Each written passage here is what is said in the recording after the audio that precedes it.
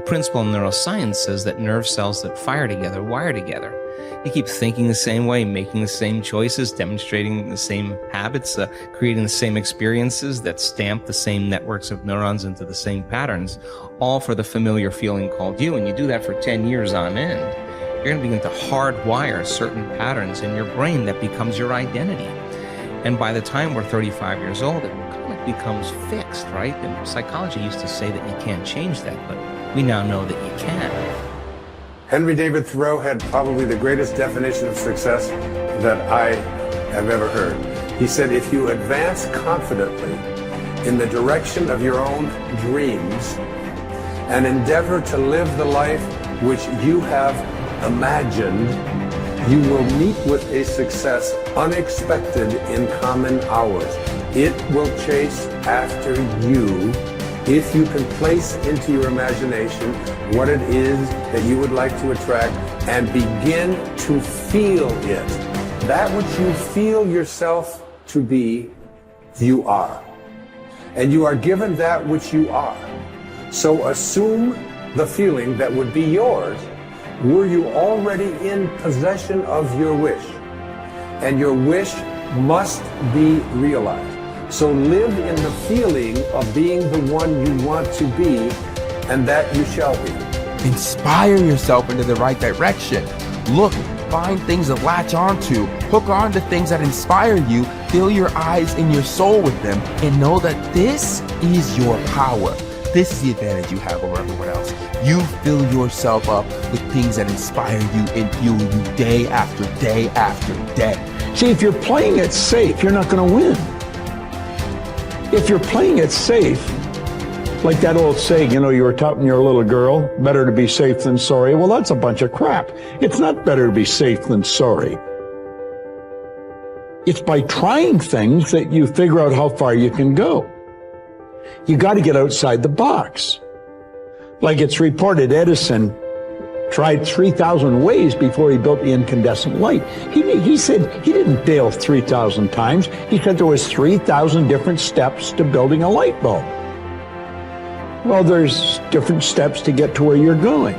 And I really do treat winning and losing exactly the same. I do not let it upset me. So as you begin to look at this decade and affirming that this is your decade, as you set goals that will make you stretch, that will bring out the best in you, as you begin to remove the negative, toxic people from your life, as you decide to take some chances in life, and that's one of the things that's very important. This God said, if you're not willing to risk, you cannot grow.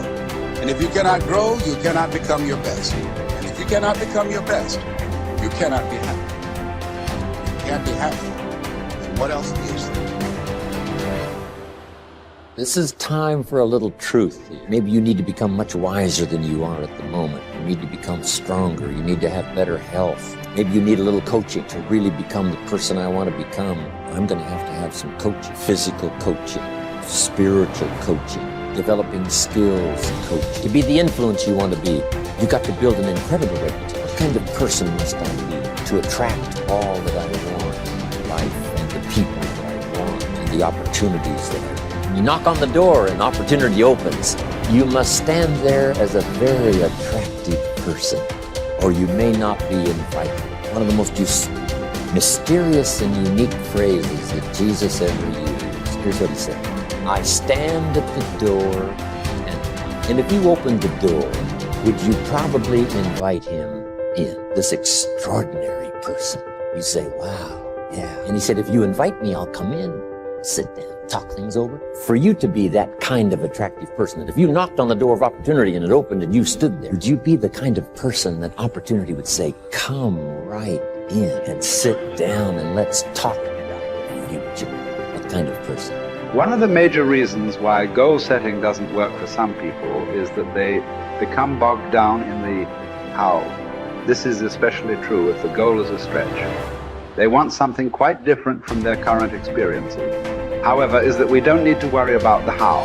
We just need to concern ourselves with but if you do get entangled in the detail of how your desires might come about, you immediately close down those millions of channels through which they can reach you. The how is not important. What is important is that you plant the seed of desire. Nourish it with clear visualization of the ripened fruit. Water it with sincere faith. But leave the means to universal mind. Open up your mind. Clear out the channels of thought. Keep yourself in a state of receptivity. Gain a mental attitude in which you are constantly expecting good. It is these positive expectations that are so critical to success. When looking at the tiniest building blocks of life, scientists were astounded to discover that the particles behave differently depending on what the scientists observing them expected. It's the same in your life. We will rise or fall to meet our expectations, or those others afterwards. No doubt you will have heard of the self-fulfilling prophecy.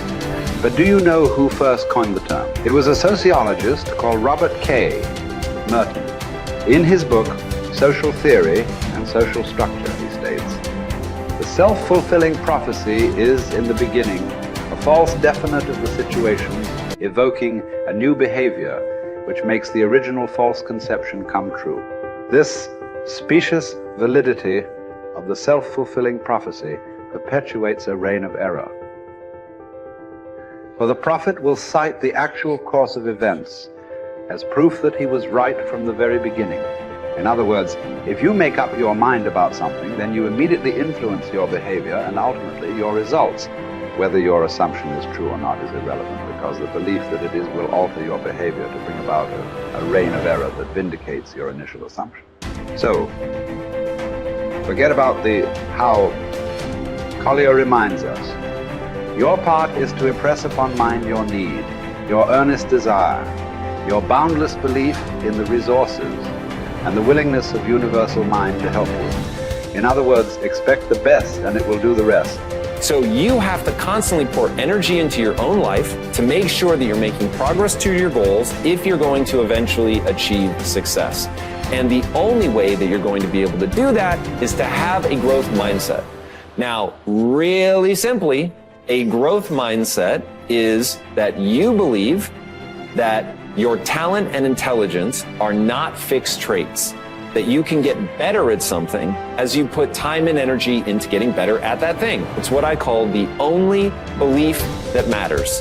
The only belief that matters is that by applying time and energy into something, you will actually get better at it. Now, once you believe that, everything in your life downstream of that gets better, because now you know, oh, I messed up at this thing, I suck at that thing, the world is trying to stop me from doing that thing, the world is effective at stopping me from doing that thing. Oh, word? All I need to do is go and get better and I can outperform people. As Kobe Bryant said, and this has become my favorite quote in the world, boos don't block dunks. Now, what did he mean by that? He meant that no matter what, you can get so good that people can't stop you. People were paid millions of dollars to stop Kobe Bryant from scoring points, and yet he scored 81 points in a single game just by getting better than other people. Getting better than other people requires you to have a growth mindset. That's the growth part. You're going to get better so that when you fail, and you will fail over and over and over and over and over and over and over again, and it's going to be embarrassing and it's going to hurt and all that, but when you fail, if you believe, oh, failing means that I'm a failure because my talent and intelligence are fixed traits, there's nothing I can do to get better, you will stop. Why wouldn't you? It's the only thing that makes sense. But if, on the other hand, you believe that, oh, I can get better at this. I'm not good enough yet, but I can get good enough by applying time and energy into getting better. So now you'll apply that time and energy because you believe that it will yield the outcome that you want. And that is why it is so critical to get your mind right so that you can run that loop of the physics of progress.